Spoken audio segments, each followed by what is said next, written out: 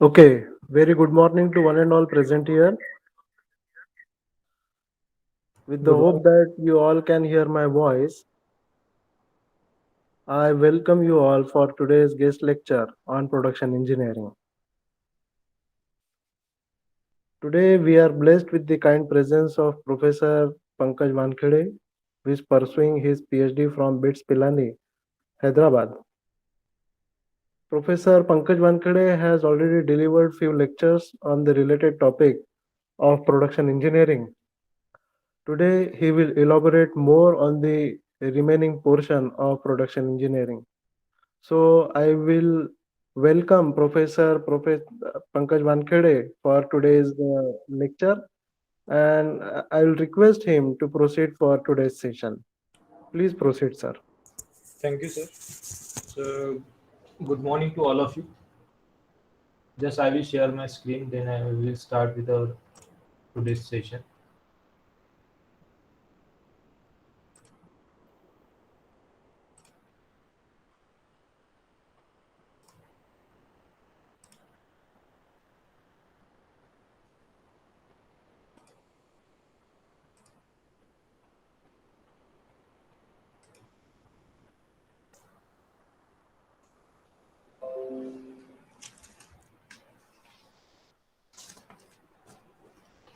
So, in the last lecture, we gone through the forming, that is a rolling process, and I already asked you to remember some of the formulas that will help you to solve the problems uh, related to the or based on the rolling process.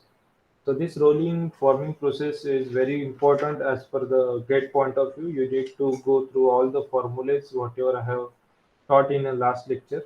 That is contact angle, then maximum draft, how to find out the maximum draft.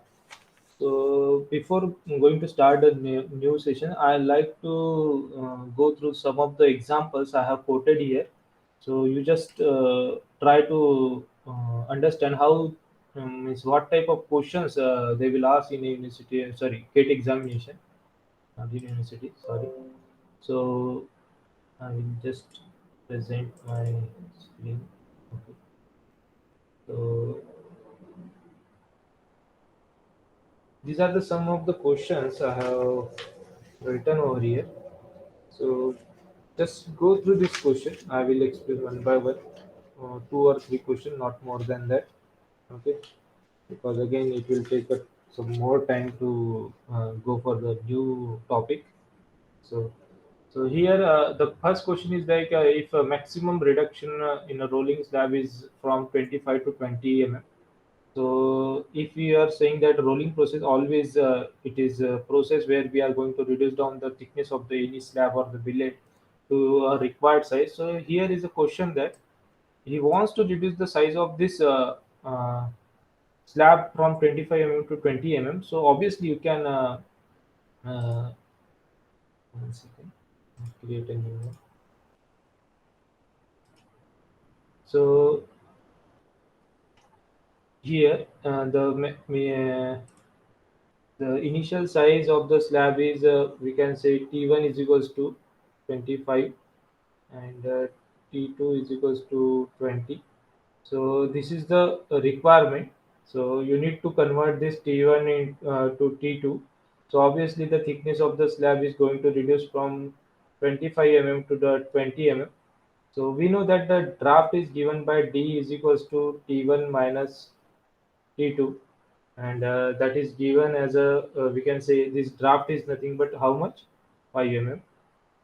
So question is there, calculate the value of coefficient of friction. So we know that whenever there is a rolling process, obviously there will be a friction in between the rollers and the plate.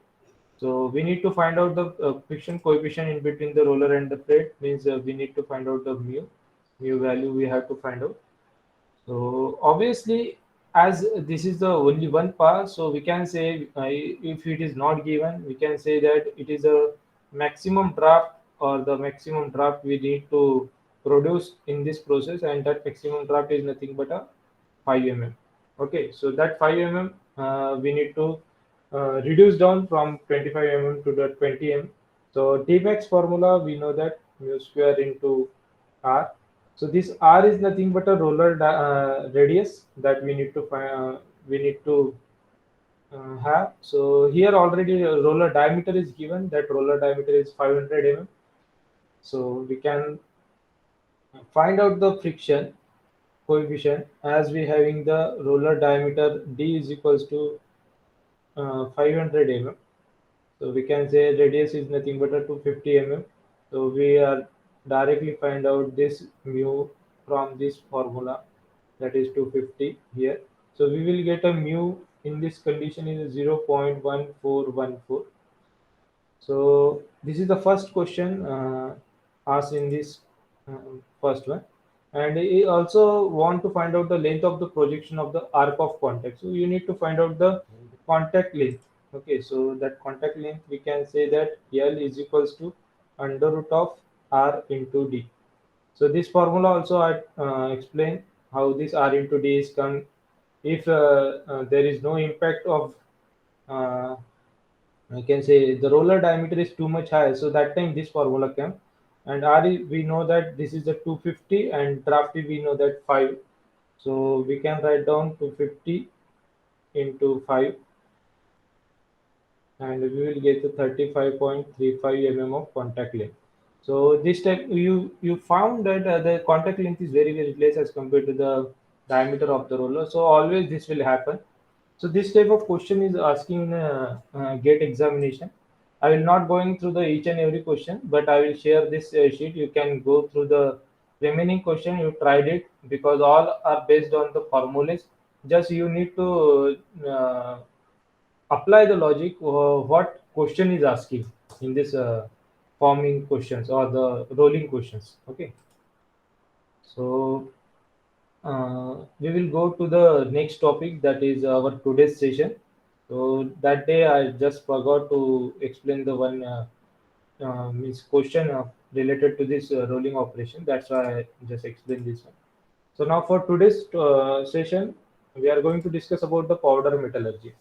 So this is also a theoretical topic. There is no question based on this.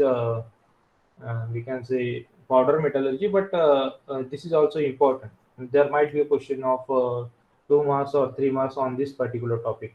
Okay, so is as we are talking about the powder. So this powder is nothing but whenever we are using powder products, that will not able to fabricate by using the casting or any machining. And if we want to produce a product with a specific type of mechanical characteristic, can say mechanical characteristics means like we want a product which should have the high lubrication capacity or the damping capacity, lubrication or damping capacity. Like some of the bearings you need to fabricate, which should sustain at a high temperature with a lubrication property as well as the load bearing capacity. That time we need to produce the bearing with a certain type of properties, certain type of material properties. So that cannot be achieved by using the uh, machining operation or not by using the we can say forming operation. So that time we will go for the powder metallurgy. So this powder itself says that whatever the raw material we are using for fabricating the product is nothing but in a form of powder. So we know we have to first of all produce the powder, and there are the different types of methodology we are going to adopt for fabrication of this powder. And metallurgy in the sense we are going to change the grain structure and the orientation as well as the we can say the material characteristics as totally depend on the arrangement of the grains and its orientation, so that we can manage by using this powder metallurgy. So that's why we can say the material metallurgy we can decide on the basis of the powder characteristics. That's why we call it as a powder metallurgy. So here in a powder metallurgy, we can define it as a the process by which fine powder. So remember this one, this fine. We are saying that this fine is nothing but the powder size always in a micron, always in a micron. Okay. So the fine powder material are blended. Blended is nothing but a mixing.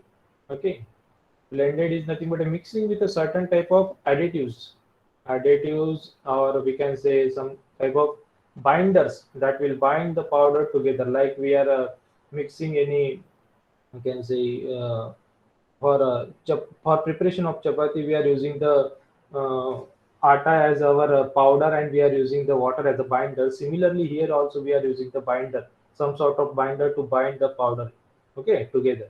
So blended, then pressed. So obviously we need to press it, and we are going to compact it, or we are going to press it in a particular shape. That process is known as the compacting, and after that, as we are making the product by using the pressing operation, so whatever the billet, whatever the slab we are fabricating from this mixing of powder with the some sort of additives or the blender, so that product is not totally we can say um, there is no bonding in between the powder particles, so that can be achieved by using the heating system. That heating is nothing but done in the furnace or somewhere other, we can say heating arrangement, or generally we are using the furnace. So that process is known, the heating process is known as sintering in a controlled atmosphere. So this is very important to bond the particle together, and we can produce a part. That part is known as the that part produced part is nothing but a part produced by the powder metallurgy. So we can say that whatever the powder we have, we are just using the some sort of binder over here. We are mixing it together, okay, and after mixing we having a some sort of container. In that container, for example, cylinder piston arrangement is there. We are just putting this power blended mixture, we are pressing it. After pressing, whatever the product we are getting, so there is no too much binding in between this particle. The particle are bind together, but it is weak in structure. So to make it in a proper bonding, what we are doing, we are just keeping this product in a furnace, okay, this furnace, and for heating, after heating or after annealing, whatever the process we are using, that process in a powder metallurgy we call it as sintering. Okay, after sintering, whatever the product we are getting, we can use directly this product, or we can machine it. We can further operation we can perform on this product, or this may be treated as a raw material, or this may be treated as a final product. So it's depend on uh, what type of pressing operation you are doing here over here. So this is the product with a certain characteristic that can be attained by using all this process. Okay, so we can make a more porous material by using this powder metallurgy. Then high damping capacity we can achieve by using this damping capacity we can achieve by using this powder metallurgy. So we will see what are the properties we can achieve by using the powder metallurgy product. Okay. So just remember the process sequence. First of all, powder blending, pressing, and heating. So we can say that mixing, then compacting, and sintering. These are the three steps we need to follow. So first of all, what in what way we are going to produce the powder? Okay, in what way means in what type of process we are going to adopt for fabrication of the product. So sorry, fabrication of the powder. So first process is nothing but atomization, and this atomization process generally used for those material which having a low melting point. So what are those low melting points? So material. So these are the material like a brass material, bronze material, zinc, tin, aluminum, lead, and many more are there. But now I have quoted here. So if from this regularly used material, if you want to create a product powder, you want to convert this material into the powder form, we are using the atomization method. So what is this atomization method? We are using this atomization method like this. We are creating the metal, molten metal over here. Okay, and after molten metal, we are just passing this high pressurized gas from this nozzle. So what happened due to the gap in between this one, due to high velocity, there will be a generation of the vacuum or the suction. Due to this suction, whatever the molten metal is there, it will divert it towards the nozzle or in this direction. And due to high pressure, the spreading gas means high pressure gas is flowing from heat in this end or this nozzle. So whatever the molten metal coming over here, it is going and spraying over this chamber, and this chamber is totally a cooled one. So as it is coming in this particular region, it is get we can say cool down, and whatever the droplets it is creating, that will be settled as this as a in this particular metal powder chamber. So this is nothing but a spray, and this spray is nothing but in a form of a molten metal droplets, and that is going to settle down as a powder. So this powder form, this whatever the particle is created over here, or powder is created over here, it is in a very fine on in a uniform way. So this process we are using for the low melting point material. So this process is known as the atomization, and we are using the gas. That's why using the gas stream. So here also I have quoted like that molten metal is forced through a small orifice. So orifice always required or nozzle always required, and is disintegrated by a jet of compressed air. Okay, or inert gas or the water jet, whatever you want. Okay, generally we are using the gas, and it is used for the low melting point. So that's why I have written here these materials. So all these are the materials with a low melting point. So this is the automation process. So might be question is asking in examination that if I want how to create a uh, powder for the zinc material. So they might be asking the number of process. You need to understand, as zinc having a low melting point, it should be fabricated by using the atomization process. Okay. Then second process is the reduction. So this reduction process is mostly used for the high melting point materials. Okay. So this reduction process we are using for high melting point material. So what we are doing here, we know that whenever the metal is going to heat, and if it is in contact with the atmosphere, always there will be a development of the, or we can say there will be a reaction in between the surface of the metal with atmospheric oxygen, and there will be a generation of the oxides.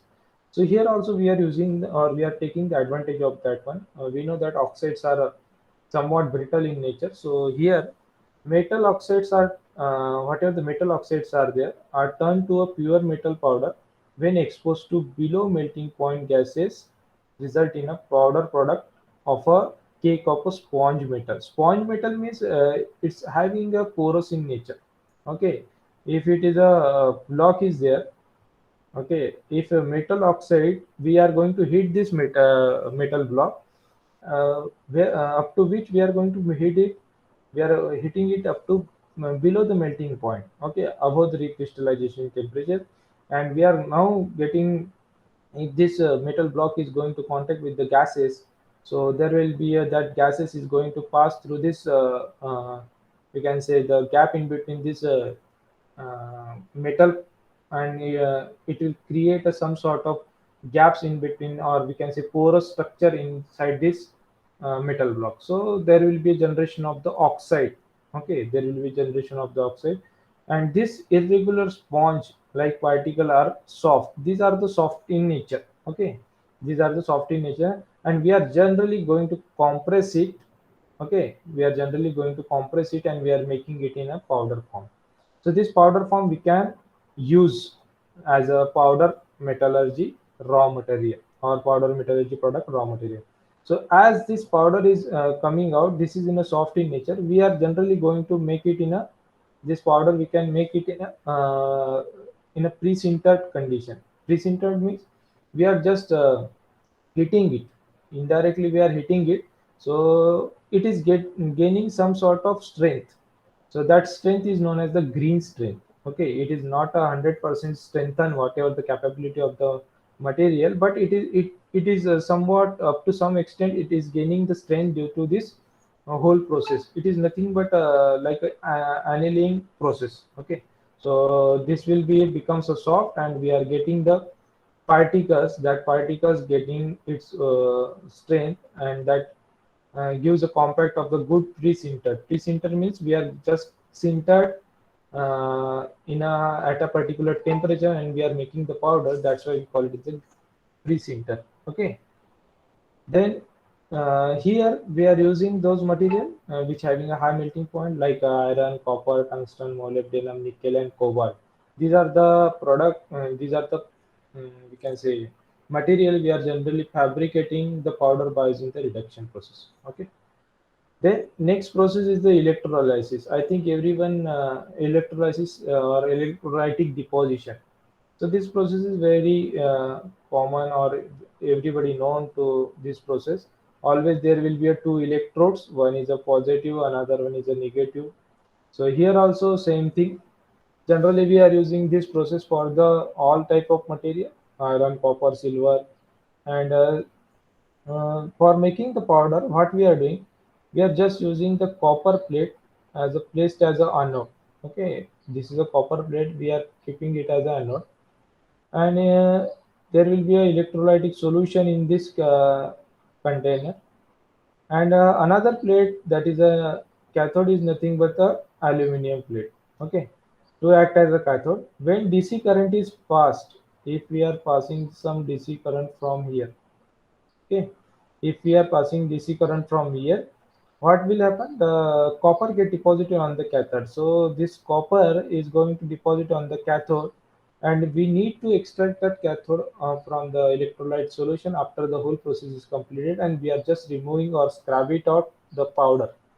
So that is a copper powder that can be used as a powder metallurgy product, raw material. Okay, we will going to wash it, dry it, and pulverize. Pulverization is nothing but we are making it in a fine particles or desired shape grains. Like we are crushing that powder in a ball mill or in some sort of crusher. So that process is known as the pulverization. Okay, so this process is somewhat costly, as we require a whole arrangement. We require electrolyte. So this reduction process and atomization process we generally prefer. So these are the three processes we are generally adopting for fabrication of the powder in a powder metallurgy. So remember this one. So if somebody asks for means a high melting point metals, what type of powder manufacturing process we are adopting? So that is nothing but a reduction and electrolytic deposition. These are the two methods we are using. Then other some of the supporting method we can use, that is a granulation. Add metal cool, they are stir rapidly, so we can get a granules of that particular metal. Then machining, coarser powder such as magnesium, we are performing the machining over there. Then milling, crushing and rollers to break down the metal used for brittle material. So this milling also we can use. Then shooting, drop of molten metal and drop in a water used for low melting point material. Like shooting means whatever the liquid metal is there, we are just spreading in a water. It is get cooled down, and we are getting the small uh, we can say spherical balls by using the shooting. Condensation is also there for low melting point material. We are just like we are condensing the steam, we are getting the distilled water. Same way we are getting going to perform for the low melting point metal. We are just heating that metal and vaporize it, and then again condense it in a powder form. So zinc, magnesium, and cadmium we can use for the for this material we are using the condensation method. So these are some of the supporting method we can use for preparation of the powder. Okay. So from all these, most of the time question asked for this method, atomization and reduction. So remember these two methods. So whatever the powder we are fabricating by using all these methods, so what type of characteristics it should have? So it should be a fine. Okay, fine means it should have a size of 100 micron or the 325 micron. So it should be having this size. Okay, so for getting the perfect size, what we are doing? We are just determining its size by pouring all this powder into a sleeves or by using the microscopic testing. So we need a uniform, you can say particles or the powder particles. So that can be attained by using the some sort of sleeve with a standard size we are using, and we are just uh, extracting the particles which having a dimension which is varying from 100 to 325 micron, and this is the first one characteristic. So we can say whatever the method we are getting the fineness as we desired, so that method is a very helpful. Otherwise there will be a wastage of so much amount of material.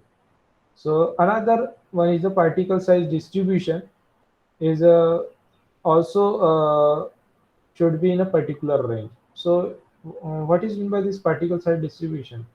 The amount of each particle size in a powder and have a great effect in determining the flowability.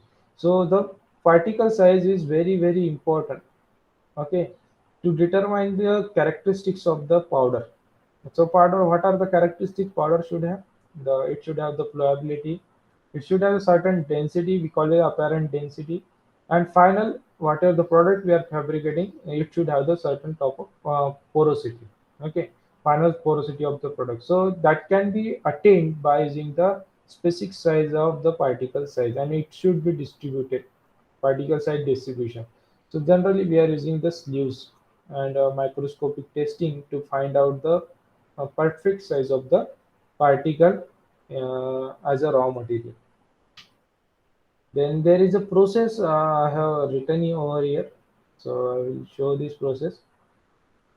So first of all, what we need to do? We need to produce the powder. So first point I have written here: elemental or alloy metal powder. Okay, elemental or alloy metal powder. Then we need to use the certain types of binders or additives, like for making it somewhat, you can say, semi-solid. This powder will become then we are going to blend it. We are going to mix it well. Then we are going to use the compacting machine where we are going to compact whole powder into the certain size or shape. Whatever the block we are getting from this compacting, we are just heating it to make a proper bonding in between the particles of the powder to make a product more rigid as compared to the compacting process. After sintering, what we are doing, we can use this as a direct final product, or we can perform some secondary manufacturing operation. So we generally perform some machining operation or some secondary finishing operation to get a high finish, and we will get a final product. So this is the process.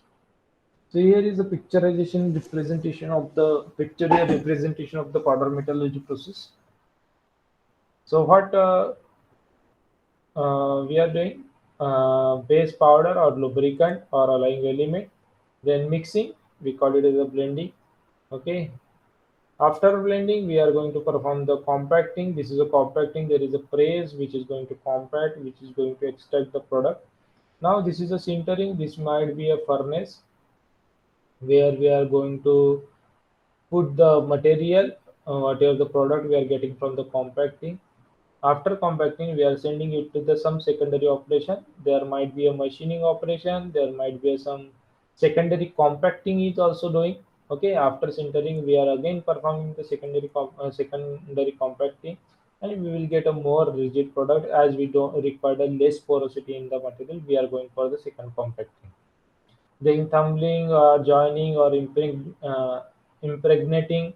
So this process I will explain at the end, what is regression, and we will get a final product. So generally, for the high temperature, or you can say we want a product with some good characteristics. So we know that these teeth are somewhat weak in case of the machining process or in a forming process.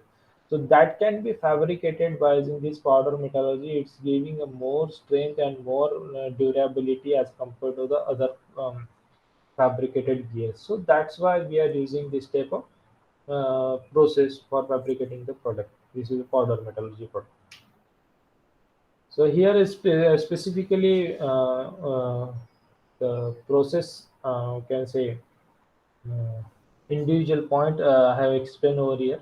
What is about blending? So blending is nothing but a mixing operation. It can be done in a dry or in a wet condition. Okay.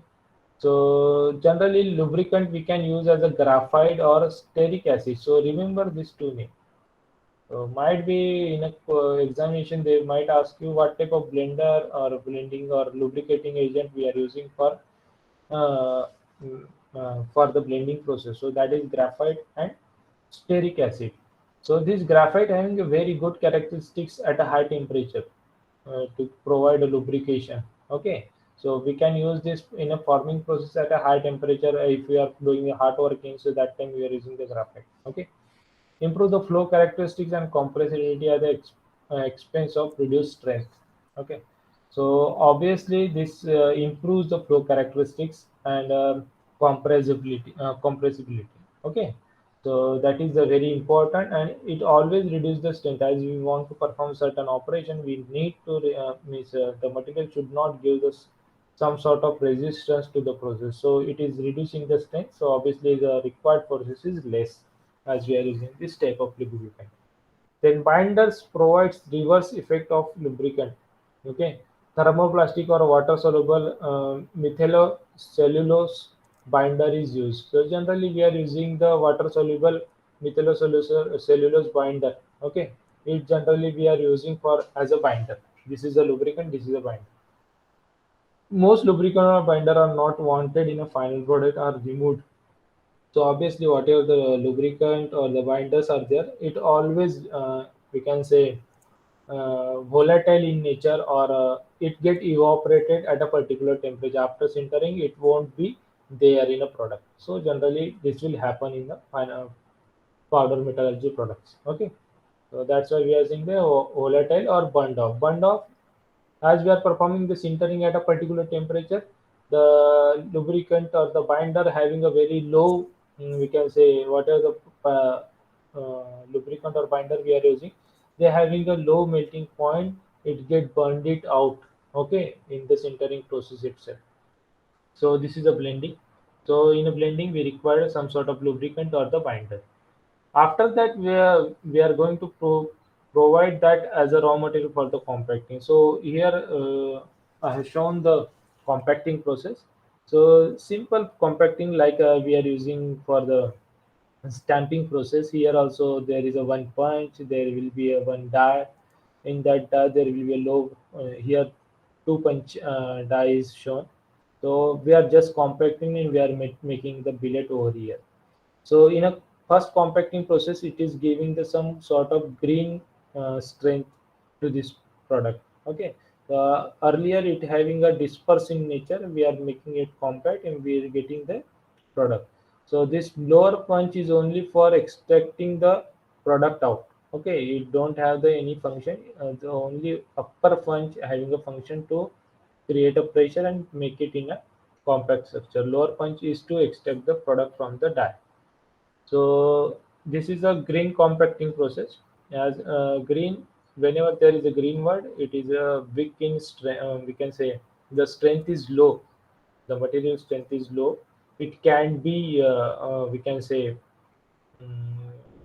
it is not going to use directly to the final product. We need to make it in a stronger one. It is a weak one. Okay, it is a weak one. So generally we are using 40 to 1650 megapascal of pressure for depending on the what type of material we are going to compact, and it is giving the porosity up to very still very porous. So it is giving 70% density. Okay, with 30% porous in nature that product after compacting. Generally we can done it in a cold or warm. So generally it is performed in a cold only. As we are going for the warm, so there is no need for the sintering again. Okay, warm means sometimes you just remember the difference between the difference between the warm, room temperature, then warm, and then hot. So room and warm.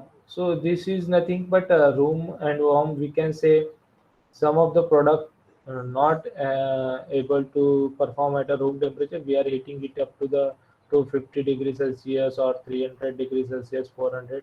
But this temperature is always below the recrystallization temperature.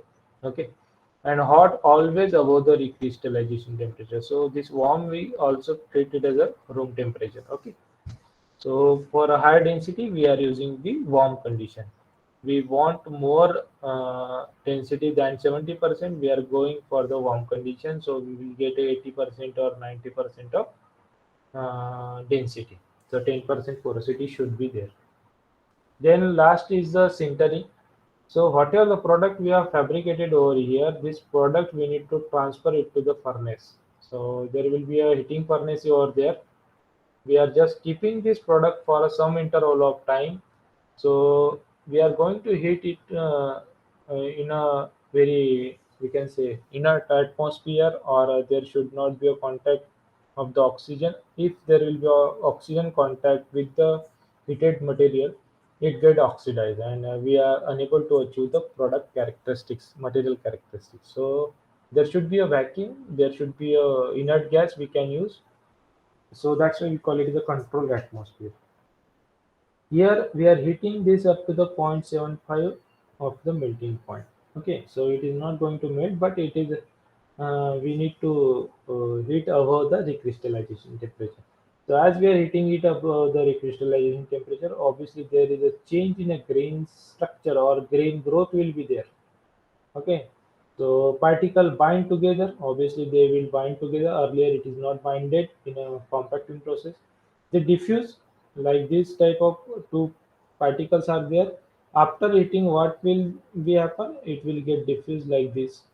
Okay, so there will be a creation of the bond in between these particles. So this bond is very strengthened one, as it is melting and it is making a bond in between the two particles. So parts shrink in size after the cooling one. This product, this will be shrink in size because their 70% density is there. After melting, it is going to increase up to the 95%. So 95% means obviously there will be a reduction in the size of the product. So that compensation you should undertake while performing the compacting. Okay. So in a sintering, your density is increasing and porosity get reduces. So obviously, the strength increases in this process, brittleness reduces, porosity decreases, toughness increases. So if you want a product with all these characteristics, we are going to use this sintering process. Okay, in a powder metallurgy. So this can be achieved, and it is a very necessary properties in a powder metallurgy product. So all the types of product we are fabricating by using the powder metallurgy, we are going for the sintering. So remember one thing, sintering is nothing but a heating process. We can say for your kind idea, it is like a annealing one. Okay. So in this compacting process, other type of compacting or the pressing we can perform. So first one is the cold isostatic pressing or the hot isostatic pressing. So sometime it might be asked in a examination what is the cold isostatic pressing. So it is nothing but pressing where we are using the pressurized gas to compact that product in a particular chamber. So here you will find that this is a whole chamber. In this whole chamber, we are going to supply the gas inside this one. Okay. So the powder is contained in a flexible mold made of rubber. So this is made of rubber, and or some type of elastomer material. So it having a ability to get compressed, okay, and gain its original shape. So generally it is made of a rubber or some elastomer material, and pressurized by means of a high pressurized oil or water. Okay, high pressure oil or water we are using to pressurize this product, this powder.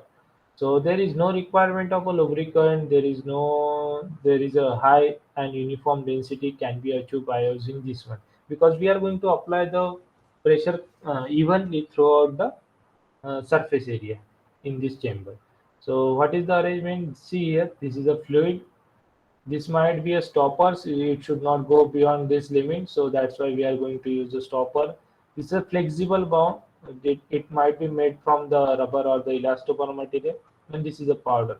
And we are just providing the pressure by using the some we can say, if it is a oil or water, so we can use the hydraulic pump or something, so that to create the pressure inside this chamber. So this is a cold isostatic. Here we are using the cold water or wine. But yes, we are using the some heated chamber, so that time we are called it as a hot isostatic pressing. It is carried out at a high temperature pressure using a gas such as argon. So here we are using the oil, here we are using the um, gases, inert gases. So here we are using the argon gas. Here also there is a flexible mode, okay, and that can sustain at a high temperature. That is the important point. Compacting and sintering are completely simultaneous. Means here compaction and sintering process is done here itself. There is no separate process is required in a hot isostatic pressing. Okay, generally used for the superalloy, high speed steel. Okay, then titanium, ceramic. So all these material having very high melting point. Okay, so this material we can't be fabricated by using the machining or something like that. So that's why we are going for the powder metallurgy product, where the integrity of the material is a prime consideration. This is very important because all this material we are using for as a tool material for removal of the material in a machining process. Remember this one. Okay. So this is the arrangement I have taken from the internet. This chamber, there is a insulation cover, insulation metal. There is a heater and wire wounded vessel. Workpiece is there, and we are going to provide. There will be a one passage is there, and from there we can provide the argon gas to create a pressure over the flexible uh, mold. Okay, so to create a particular shape of powder metallurgy. So this is a hot isostatic pressing and this is a cold isostatic pressing. What are the features we can get from the powder metallurgy product? So we can achieve the high tolerance on the part. A sinter part is put back into the die and repressed. Okay, so that we call it as a second compacting or secondary compacting process. In general, this makes the part more accurate with a better surface finish. That is very important. So already shown in the picture that there will be a second compacting. So this second compacting will help you to attain the high tolerance on the product. So a part has many void that can be impregnated. So I will explain the meaning of this impregnated. One method is used as a oil bar. Okay. So generally what we are doing is I will explain over here again. If you fabricated uh, if you fabricated some sort of bearing by using the powder metallurgy, what we are doing over here, we are putting this bearing into the oil bath, heated oil bath. What happen as we are putting this bearing into the oil bath, it is already in a porous in nature. Whatever the oil is there, it is going to absorb by this bearing, and this type of bearing will be used as a self lubricating bearing. Self lubricating bearing. So this is called as a impregnation. Okay. So another method is the vacuum first, then impregnation. Part surface can be inflated with a low melting point metal. So here, instead of the oil, we are using the molten metal for the infiltration. So I will explain this low infiltration in the next slide. Okay. To get a high strength, hardness, ductility, and impact resistance. So this infiltration is important as per the powder metallurgy product point of view. So we can perform this one, impregnation and infiltration. Then plating, heat treating, and machining operation can also be performed. So these are the features of the powder metallurgy product. Then production of a magnet. So we can fabricate the magnetic parts by using this powder metallurgy. So 50-50 ferrous and aluminum alloy. is used for magnetic parts. So aluminum, nickel, iron is used for permanent magnet. So we can use this for the permanent magnet. Then sintering is done in a wire coil or to align the magnetic pole of the material. So you find that the magnet having a south and north pole, so that we can get a particular magnetic field in any transform. We can say in a transformer or in case of the other electrical appliances for generation of the eddy current, like in a we can say for generator. So that time we require this north pole and south pole that can be created by using the sintering process. Then H2 is used for rapidly to cool the part. So whenever there will be heating by using this coil arrangement in a sintering process, we can cool it by using the hydrogen. Then total shrinkage in this magnet fabrication process is about 3 to 7%. Okay, and in this process we are doing the sintering up to 600 degrees Celsius. So this is a process. So this is the powder we are using, iron and aluminum. Here for permanent we are using aluminum, nickel, iron powder. Then the same procedure, whatever we discussed earlier, same thing. Only in case of the sintering process, we are using the wire coil, okay, to align the magnetic pole. Then hydrogen we are using for cooling the part, and there will be a shrinkage of 3 to 7% over here. So what are the advantages we are getting from this powder metallurgy? So that you need to understand. See here, so many advantages are there and very low disadvantages are there. So we can achieve the good tolerance, very high finish. So complex structure we can't made by using the, we can say, in a casting also, if complex structure is there, there might be a defect, casting defects over there, and for the material which can't be fabricated by casting, that the complex part we can fabricate by using the powder metal quickly. That is very important, and can be produce a part with a porous in structure. That is very important. So that can not be fabricated by using the machining process. Then pores in the metal can be filled in with other materials or metal. Okay. So whatever the, if you want to create a composite, we can create a composite by using the powder metallurgy. Then surface can be high wear resistance. We can create a surface with a high resistance. Porosity can be controlled, as we know that there is a compacting process which is going to create a product with a 30% of porosity.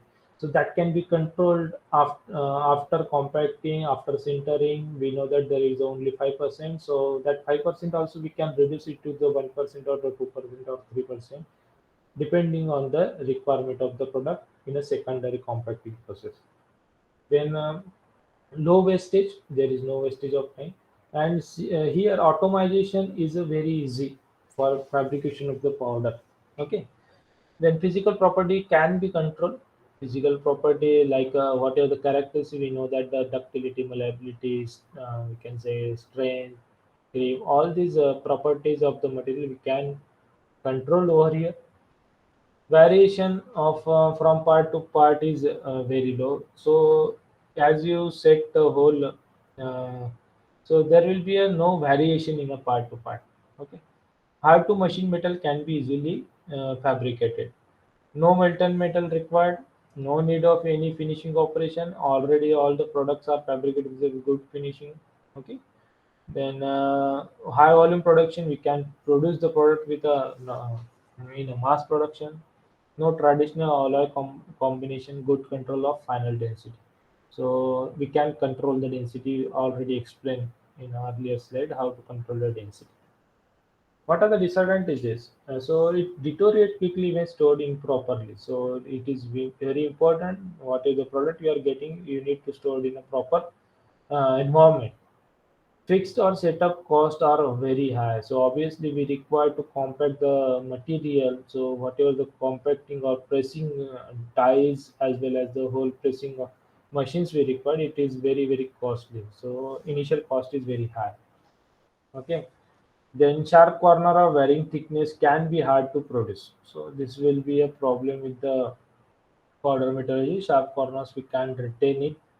No moldable features are impossible to produce. So this is again the problem with the powder metallurgy. So what are the applications of this powder metallurgy product? So oil impregnated bearing made from either iron or copper alloy for more appliances like automotive application.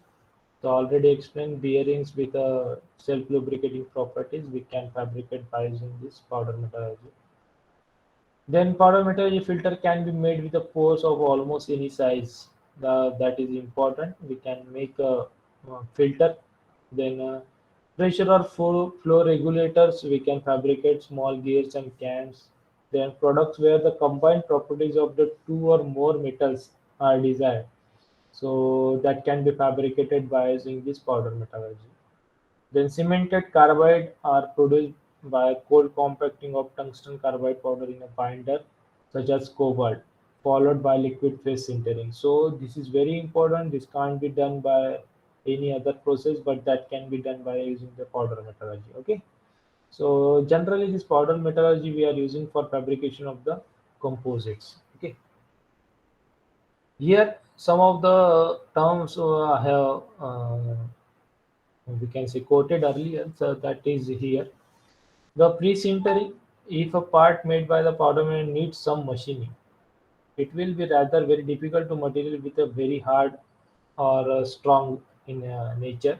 This machining operation are made easier by pre-sintering operation. So obviously it is like an annealing process. Okay, means after fabricating the product, powder metal product, so it is difficult to machine that product or machining is somewhat difficult, so that's why to make it again softer, we are doing the pre-sintering operation. Okay. Repressing for increasing the density of the product, like a secondary compacting, we can perform here. So that is called as a repressing. Okay.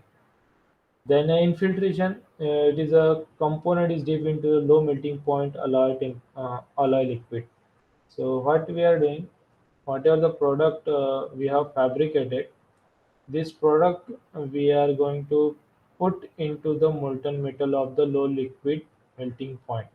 Okay, and this is already in a porous in nature. So whatever the liquid metal is there, it is going to settle inside this porous nature of the product, and it will give the more strength, or we can say it is reducing the porosity.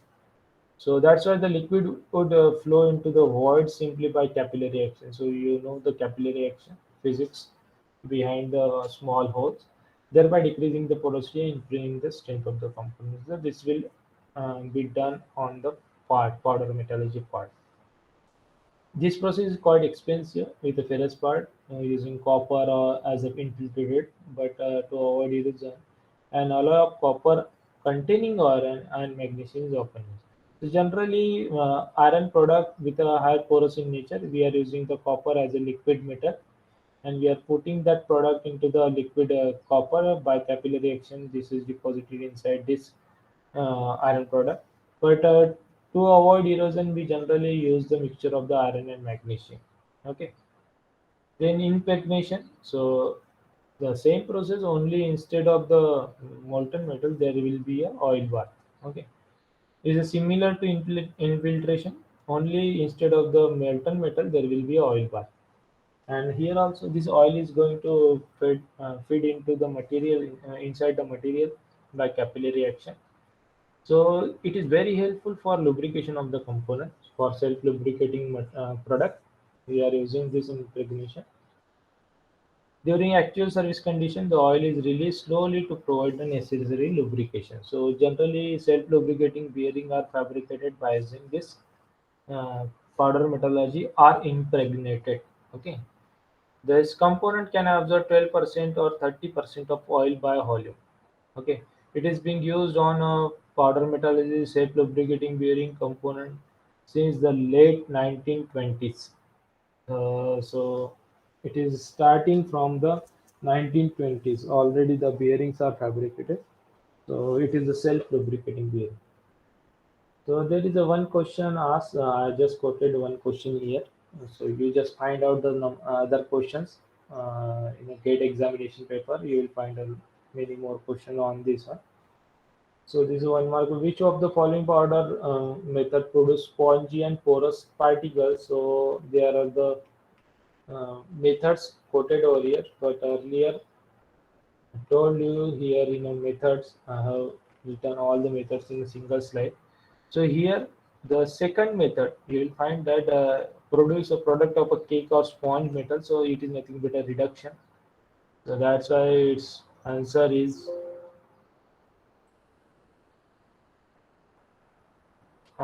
a reduction of a metal oxide. So this process only create a spongy and porous particle. Okay. Electrolyte pulverization automation, it will not create a spongy and porous particle. Okay. And that is important.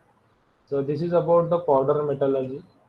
So after that, we will discuss some of the logic behind the we can say jig and fixture. So that is important. So I will explain the principle of this jig and fixture because it is very important and it is asking in a GATE examination jig and fixture. So here I have not prepared the slide, but I will explain through the. So so jig and fixture just need to understand the meaning of jig and what is meant by fixture. Okay. So this fixture or this jig is nothing but a guiding or locating the tools. Okay. If you want to fabricate, if you want to drill some component at a particular location, this location can't be find out by using the by means of the drilling arrangement directly. So what we are doing, we are making the one sort of a component or already there will be a particular location decided by this jig. So this jig is holding this component as well as guiding the tool also. So jig is used for hold and guide. Jig is used for hold and guide the tool. This is guiding the tool and holding the workpiece. Okay. So this jig we are generally use in case of the drilling operation. So if you find that there are the number of holes we need to fabricate on the component, that time we are using the jig. Then fixture is nothing but a which is generally holding the workpiece. It is not going to guide or locate the tool. So it is only holding the we can say workpiece. Like chuck in case of the lathe machine, it is nothing but a one type of fixture. Okay, so you will get a too much theory on this jig and fixture. So you just find out what are the component we are going to use for the jig and we are going to use for the fixture. Okay, so you will get so many points on jig and fixture. But generally there is a question based on the principle that is a 3-to-1 principle. Okay, so 3-to-1 principle we are using for locating the workpiece. So this is a locating principle or 3-to-1 principle. So what is meant by 3, 2, and 1 is very important. So we know that here, I'll explain this one.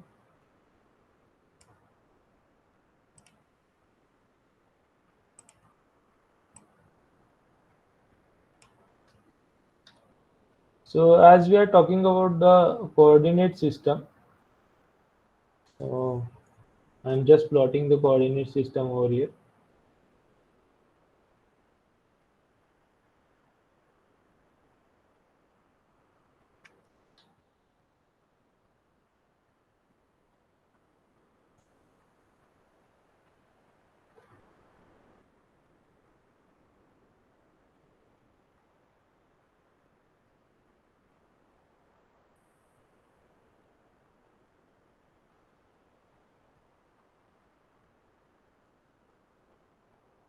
Okay. So we know that whenever we are talking about the product in a space or any workpiece in a space, so this product or the workpiece is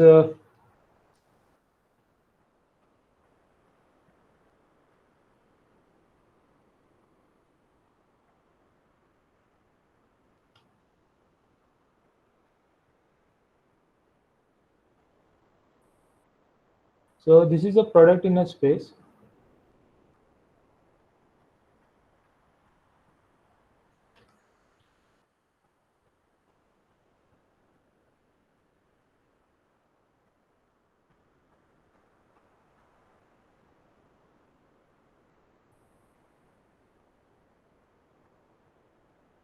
Okay.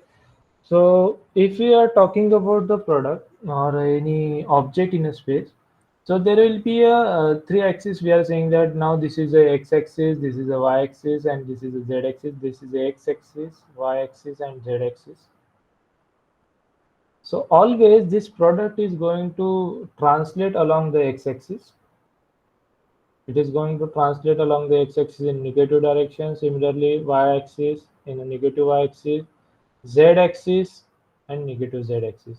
So when we are talking about theory of machine, there will be a 6 degree of freedom. Everybody knows that. But when you degree of freedom, DOF, sorry.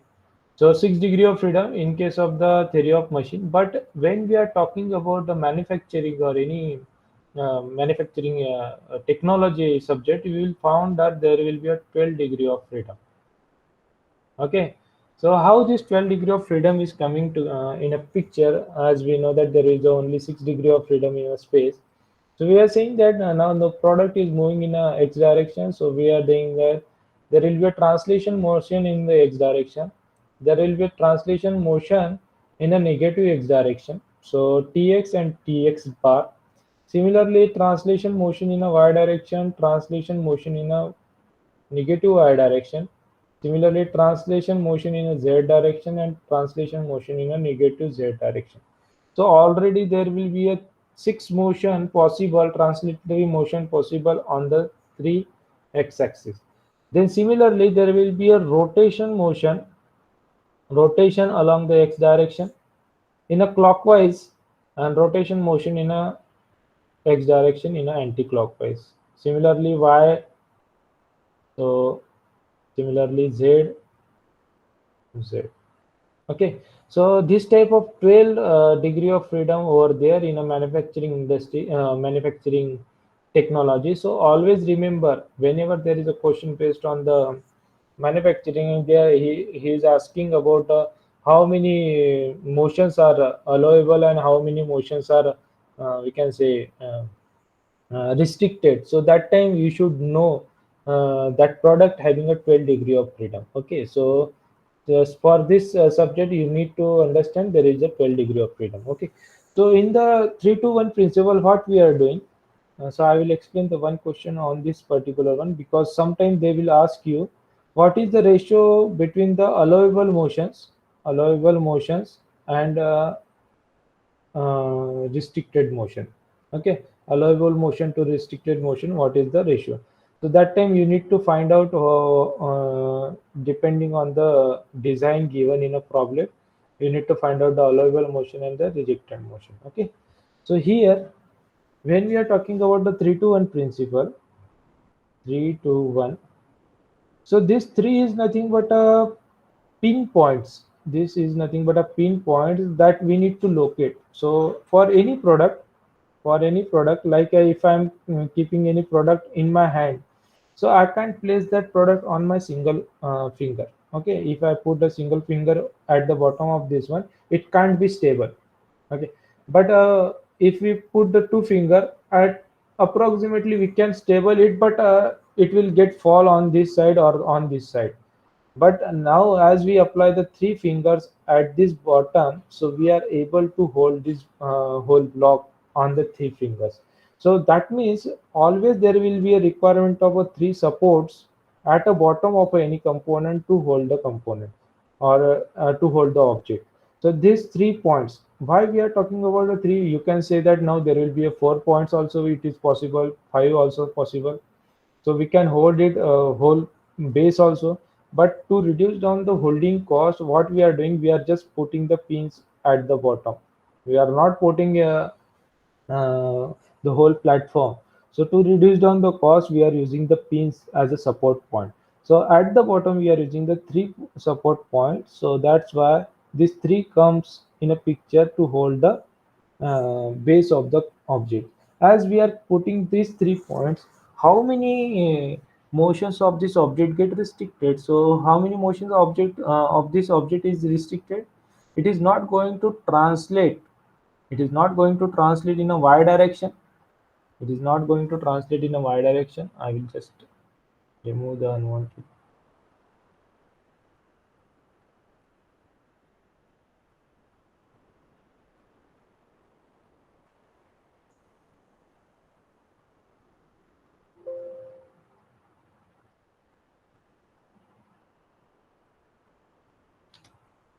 So see here, if I'm putting the three fingers or the three pins at the bottom, we will find that there is no possibility of the translatory motion in a y direction. So ty bar get, we can say, remove.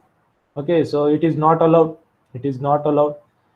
We are saying that it is or restricted motion. We can say restricted motion. It's nothing but a ty bar. Then it is not possible to rotate this whole body about the x-axis, means rx bar and rx is not possible. Rotation about the x-axis is not possible. Then rotate translation about the y-axis, translation about the z-axis, translation about the z negative axis is possible. Okay, but only these three motions are not possible when we are putting the 3 points at the bottom, 3 pins at the bottom. Okay, any other restriction you will find over here? No.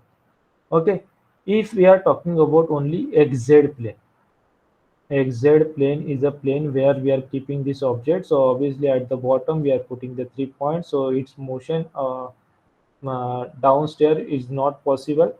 Its rotation about the x-axis is not possible, clockwise, anti-clockwise, but it is able to translate in a y direction. It is able to translate in a z direction, negative and positive. Okay, and it is able to translate in a negative x direction also, but not possible in a negative y direction. So that is a restriction. So these 3 points will support at the bottom. Now to restrict another degree of freedom, only how many degree of freedom remaining from 12? Then again it remaining the we can say 3 are gone in this restriction. So 9 degree of freedom is again remaining. To restrict this object, what we are doing, we are just putting the 2 pins over here. Okay, if we are putting 2 pins over here, so obviously its restriction towards the negative x direction is not possible. Okay, towards the negative x direction is not possible. Again, the rotation about the about the y axis is also not possible in clockwise as well as in anti-clockwise. Means how many restriction over there? Translation motion in a negative x direction is not possible. Rotation motion in a about y direction, clockwise, anti-clockwise is not possible. Again, 3 degree of freedom get reduced. It is become a 6. Okay, so its motion about the z-axis is possible. Its z-axis is possible. So its motion about the positive x-axis and negative x-axis is possible, but rotation about the z-axis is also not possible. Rotation about the z-axis is also not possible. That means rz bar and rz is also not possible. Means from 6 degree of freedom, only 4 are remaining. Okay, so now from this one we will find that as we are giving the 3 point support at the bottom, 2 support at the side edge, so we are restricting indirectly, directly 8 degree of freedom from the 12 one. Now only 1 degree of freedom is remaining, that is a z direction. So single degree of freedom we can restrict by using the single point at this edge, and we are unable to move this object in a negative z direction also. So this product is translated only in a x direction, translated in a y direction, translated in z direction. But other degree of freedom is restricted by using this 3-2-1 principle.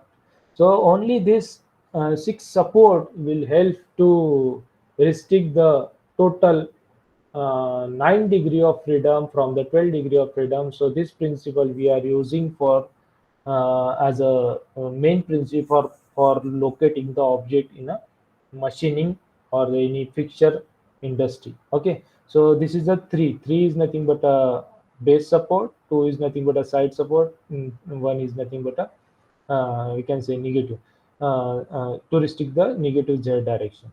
So this one is only restricting the 1 degree of freedom. So sometimes it might be asking you a question, how many of this degree of freedom is restricted by the two pin in a 3 to 1 principle. So you can say that second two pins are restricting the 5 degree of freedom from the total 12 number of degree of freedom. How many of degree of freedom is restricting the three pins? It is restricting the 3 degree of freedom in a whole object. And last one, how many degree of freedom it is going to restrict? It is restricting the 1 degree of freedom. That is a translation motion in a z direction. So generally they are asking this type of question. They will keep the object in a particular location and giving the support, and they are asking the how many degree of freedom allowable, the ratio of the allowable degree of freedom to the restricted degree of freedom that you need to find out. So that can be find out by using the this principle. So this is very easy, so you just remember this one. So always remember, when we are talking about the manufacturing, 12 degree of freedom, and how we are going to restrict them, on the basis of which you have to find out the allowable degree of freedom and restricted degree of freedom. Okay, so that is the uh, locating principle. So now after this, I need to cover the one point over here, that is a welding. It's a somewhat lengthy, but I will just put the sum of the light of this welding. Means whatever the concept you already gone through, but I will just explain the basics of it. I'm unable to take the whole detailed lecture over it, but I will try to explain whatever is possible. Okay, so see here, in a welding, you can say this is nothing but a uh, positive process, as it is going to deposit the material layer by layer. Okay, so it is a very important as per the manufacturing point of view. So it can be considered as a secondary process, or it can be considered as a primary process. Okay, so here we know that there is a casting, there is a forming, there is a machining. So we already gone through the casting also, forming. We didn't cover whole processes, but cover only one rolling processes. After that, there will be a forging, extrusion, and deep drawing is there. If find the time, we will cover this one, and machining. So these are the three processes, and last one is the joining. So this joining is a positive process where we are going to deposit the material. Other are the zero process, and this is the negative process. So just remember. So we can say welding is a joining of the two products, similar or dissimilar, by application of the pressure or the heat.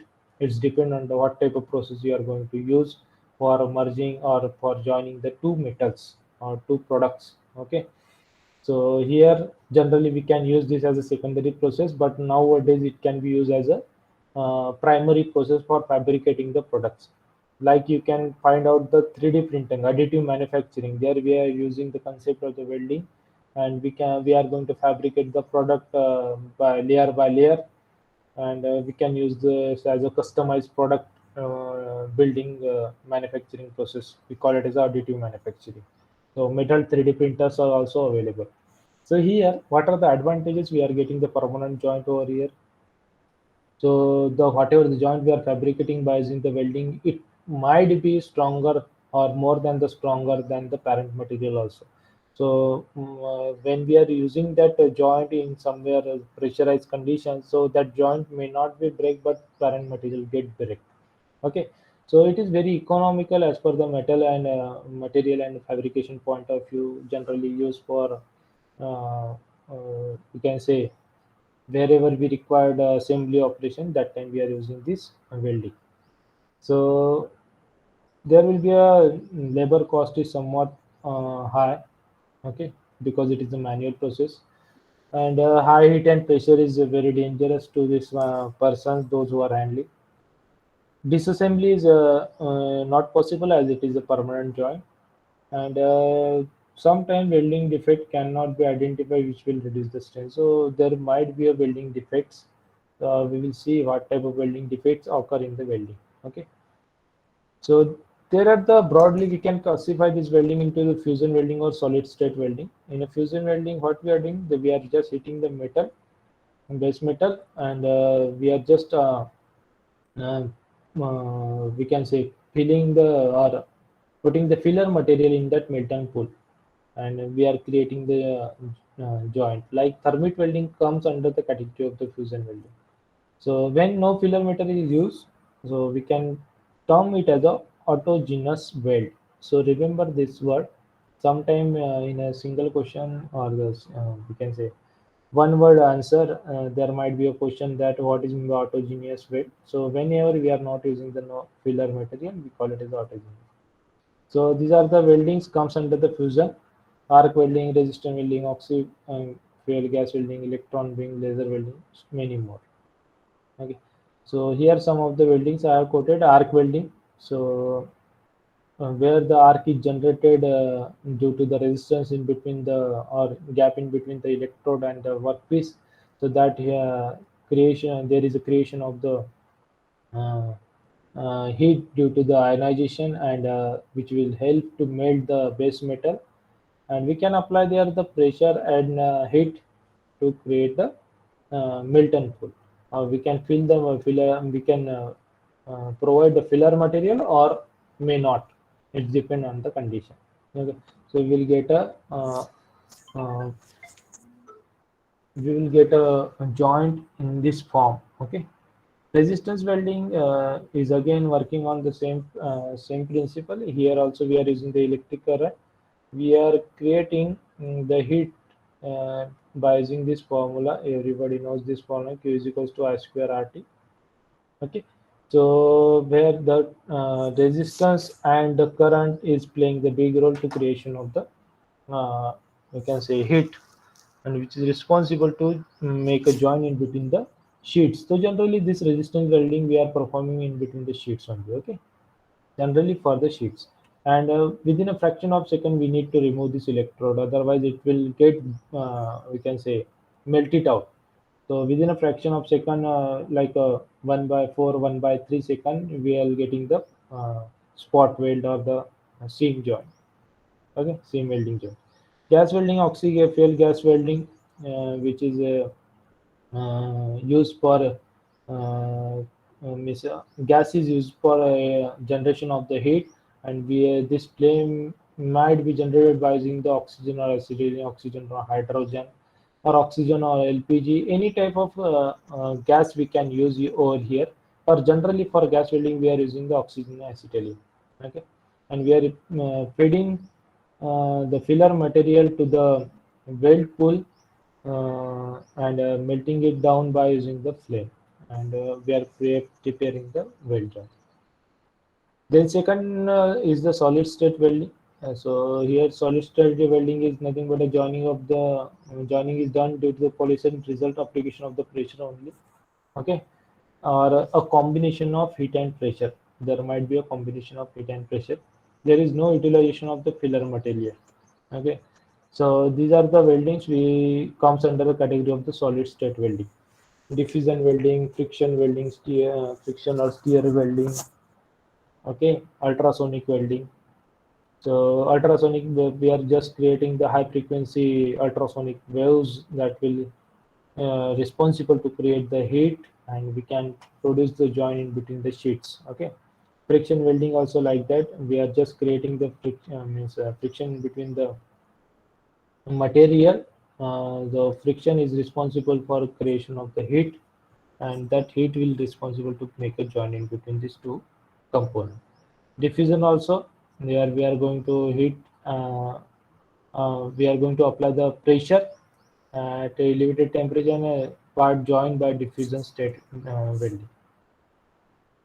So these are the joints we can fabricate by using the welding: butt welding, corner, lap joint, T-joint, head joint. So in a gate point of view, they are not asking you about the theory. They are asking you about the mathematics behind this joint. Okay, so you need to understand the mathematics behind the joints. Okay, if we are creating the fillet joint, so you need to understand the terminology behind this joint. You need to find out the depth of penetration, the weld length. So all these parameters you have to find out.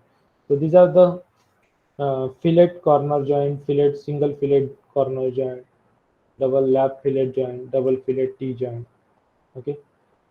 Then square groove weld one side. Then so we can treat it as a V joint, Y joint. Okay. So V groove weld. And these are the plug weld and slot weld. So see here, we are just creating the holes in between the two plates. It is nothing but a type of lap joint only, but we are using the plug weld. We're just creating the hole and we are just putting the metal over here. So this type of joints we can create by using the welding. So here is a big classification I have quoted on the basis of the what type of energy they are using for creation of the heat, chemical energy, mechanical, electrical, or radiation. So you need to go through all these categories. Okay. So how chemical, I will explain the gas welding over here as the time permit only to go for the one welding. So I will go for the chemical welding. So some of the points you need to remember here. So always remember the flux, what type of material we are using for the flux. Okay. Boron carbide we are using or a flux material. What is the composition of the flux material? So flux we are using for to avoid or to prevent the weld pool from the oxidation. Okay, if oxidation occur, the material characteristics get reduced. So that is important. Helium or argon gas or the carbon dioxide gas we are using as a shielding gas for shielding gas to avoid the atmospheric oxygen contact with the weld pool. So this type of gases also we can use. This is important. Straight polarity and reverse polarity. Just remember one point. When the workpiece is positive, straight polarity. Okay. Workpiece is positive, straight polarity. If workpiece is negative, reverse polarity. Other things are vice versa. Just remember this point. So I will explain directly the gas welding over here so that we will manage our time. So in a gas welding, we will find oxyacetylene welding. So it's very important as per the paper get point of view also. So acetylene is a famous fuel because it's capable to generate a temperature up to 3500 degrees Celsius. Okay. So what is we are just mixing the acetylene with the oxygen and it will create a flame. Okay. So for creation of the flame, obviously you need to light up it. You need to use the lighter to burn it and oxygen will help to burn this acetylene gas. So always there will be a two reactions occur. First reaction will create a one amount means a certain amount of heat, and another reaction again create a certain amount of heat. Combination of both these one will rise the temperature up to 300 or 300 3500 degrees Celsius. So this reaction you just remember initially it will create a carbon monoxide. That carbon monoxide again react with the hydrogen and creation of the carbon dioxide and the H2 and heat. So this is the process or this is the two reaction you need to remember. Okay. So first stage is seeing an inner cone of the flame which is bright white in color. Second stage reaction which is colorless but tints ranging from blue to orange. So first stage always create a white color uh, we can say envelope and second stage always create a blue or orange envelope. Okay. So how much amount of heat it is going to generate? So it is of 55 into 10 raised to power 6 joule per meter cube of acetylene. Okay. Two two stages will create this amount of heat. Then heat transfer factor is nothing but 0.1 to 0.3 as a flame spread over a large region. So you need to keep that flame nearer to the weld pool so that you will get a more heat. Okay, because at the inner cone there is a very high heat. So from this one you can analyze it. As there is a 50-50%, we can say this is a neutral flame.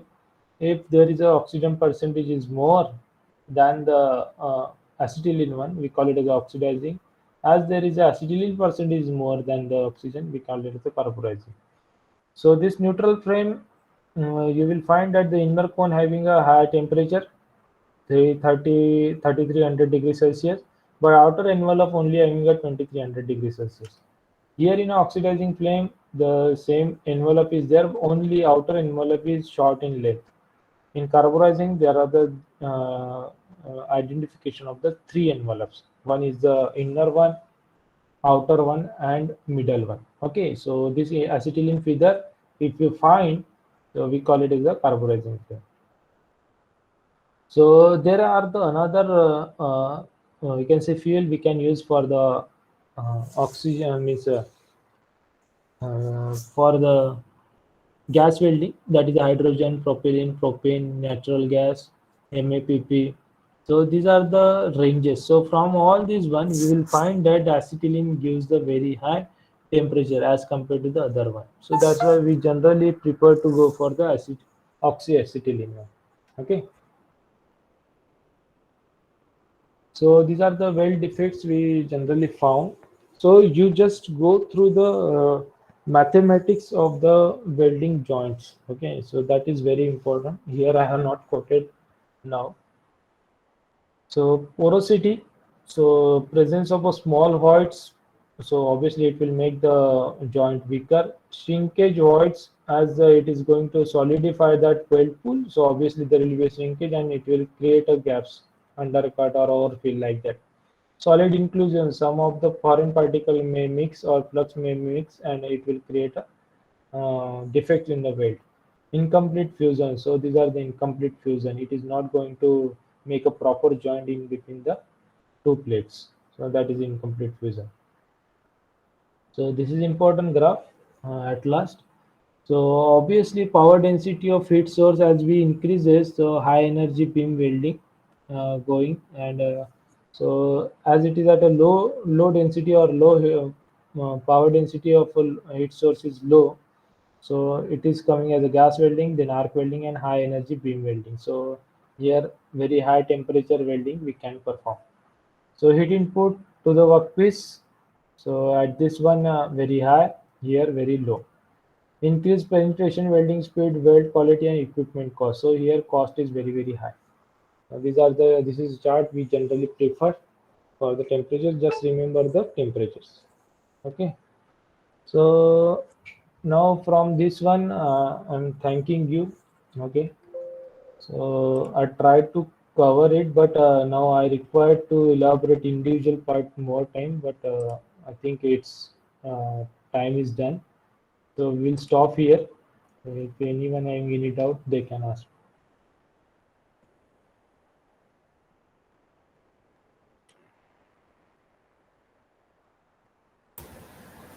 Hello. Yes, sir. Okay, sir. Shall we stop today? Yes, sir. Yes, sir. So thank you for being with us, sir. You have provided appropriate knowledge over the production technology. I hope student will definitely score good mark in the upcoming GATE examination. So I expect the your future collaboration with Gaikwad Patel Group of Institution and Mechanical Engineering Department. So I again thanks on behalf of the Department of Mechanical Engineering. Thank you, sir. Thank you, sir. Thank you.